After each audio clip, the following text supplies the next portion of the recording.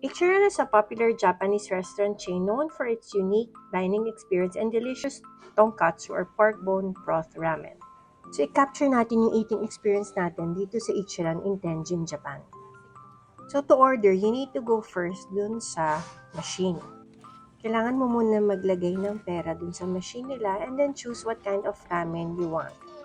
So, upon choosing that, okay lang kahit hindi ka magbigay ng exact change kasi bibigyan ka nila ng sukli ng machine.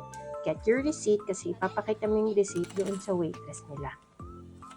So, pwede mong piliin the strength of the broth, richness of the flavor, noodle texture, and various toppings because people have different preferences. In Ichiran, the dining booths are individual and separated by dividers, giving you a private dining experience. The unique setup allows you to focus solely on your ramen. Ayan, nagugutom na talaga ako. So while waiting, ayan, look at their kitchen. Sobrang busy sila preparing for the food. And parang one-man show lang to, doing my ramen. Meron pa rin signs if you want to order. Pwede ka naman mag-order pa additional kung may nalimutan ka. Pwede ka rin lumabas and they'll wait for you. Yan, just put that on your table. So here it is, dinala na yung special bowl ko for me. Ready na ako kumain.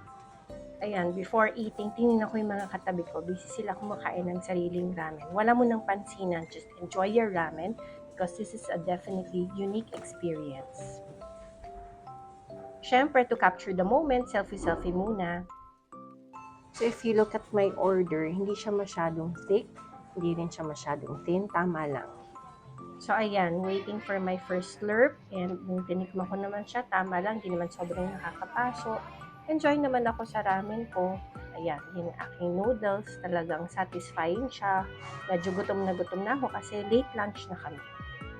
Siyempre, eating ramen, dapat naka-chopsticks ka. Tsaka yung soup mo, okay lang kahit malakas ka mag-slurp.